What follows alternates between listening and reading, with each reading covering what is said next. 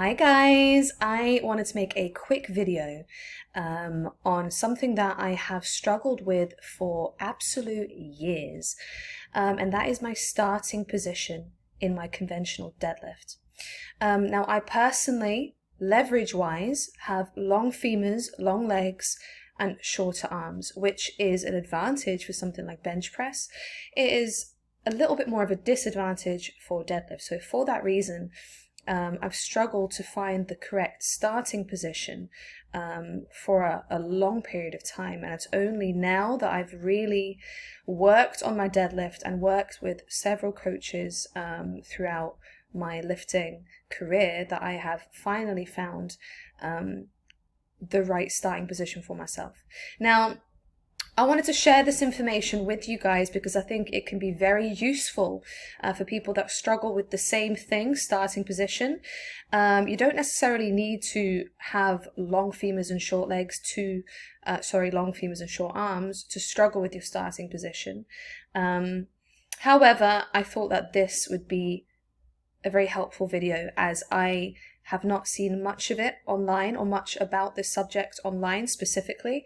In fact, it took me years to find anything online regarding short arms and long femurs, and the first thing I did find was an article by Greg Knuckles, and the article was called Deadlifting with T-Rex Arms or something like that, I think it was called.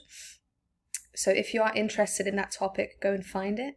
I'm quickly going to take you guys through a method that I have used to find my correct starting position in the deadlift. Here we go. So today I put 60 kilos on the bar, and I recorded this video for a client who also struggles finding her starting position. So one thing I would recommend for a lot of people is something called a hover deadlift. But first of all, I want you to learn how to make the bar float.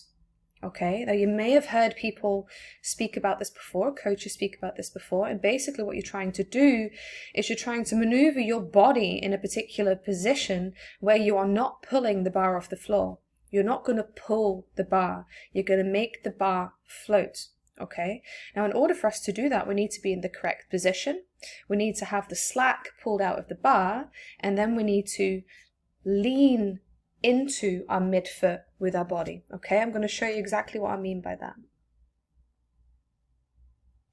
So I'm just going to slow motion this video a little bit from the beginning. So a very important part as well is foot position relative to the bar. We'll go back to that in a second. First of all, I want you to have a little look at how I make the bar float. So you'll notice I make my arms long. I don't bend my elbows. I'm not pulling my shoulders back, but I'm pulling my shoulders down. Okay? Now in this position, I am fixed. I am locked onto the bar. I have the slack pulled out of the bar, and I simply tip. I'm tipping. I'm not pulling the bar. I'm pushing the weight into my legs, but I'm tipping. I'm tipping. Okay? So oftentimes I'll talk about pushing the floor away in a deadlift.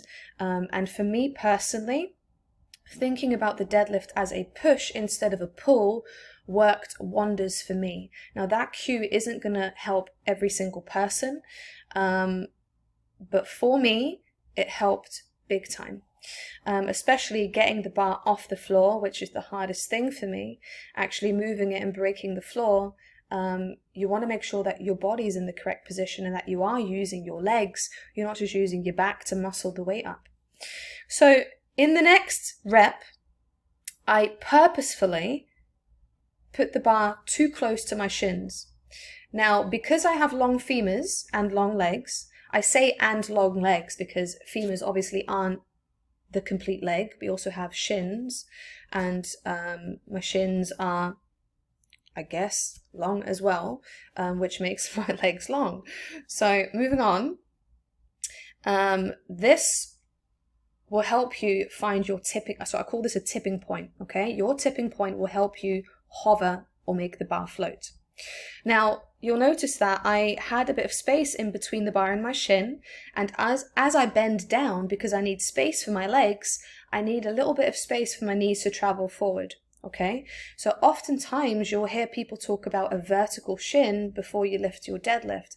Again, that is relative to the person, to their leverages, and to how they are able to most effectively hover the bar off the floor. For some people, a vertical shin just is not possible. I'm one of those people.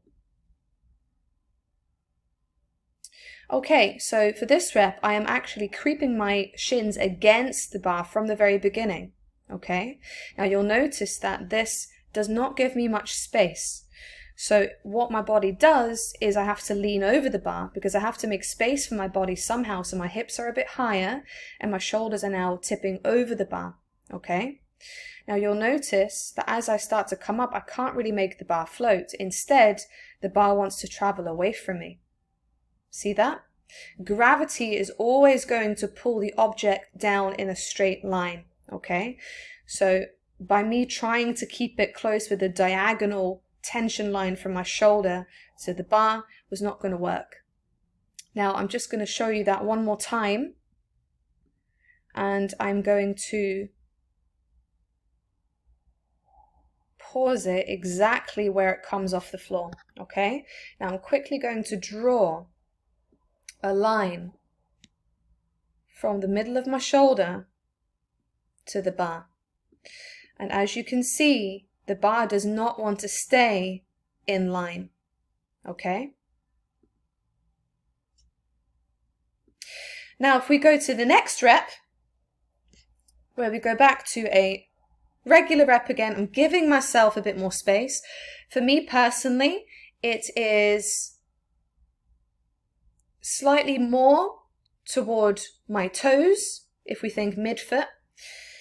Slightly more toward my toes instead of it being exactly in the middle of my foot. That is where I like to have my bar starting position. That's a bit different for everyone, okay? So your bar starting position may be different to somebody else's bar starting position.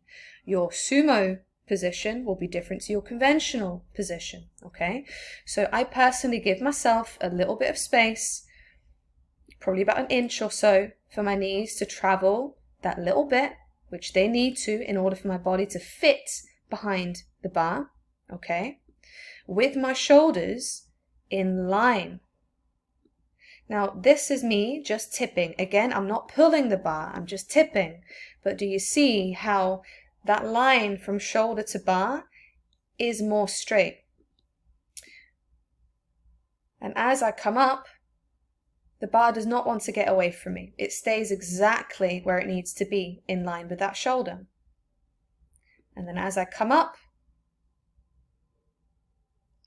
this is a good way of kind of practicing that tipping, by the way. If you just tip a couple of times before you actually lift the bar, you'll notice that from there, this bar is going to travel up nice and straight. Up and in. There we go. Okay. So hopefully this was useful for you guys. Like I said, I have struggled with my starting position for a long time, and only now do I feel that I am able to really build on my deadlift. If you have any more questions about this topic, again, like I said, I have spent a long time researching this. Do not hesitate to drop me a message. Hopefully the short video was helpful to you. And if it was helpful, please give it a like, give it a share, leave a comment and send it to maybe a friend that could use this and it could be helpful for. Thank you very much. Bye for now.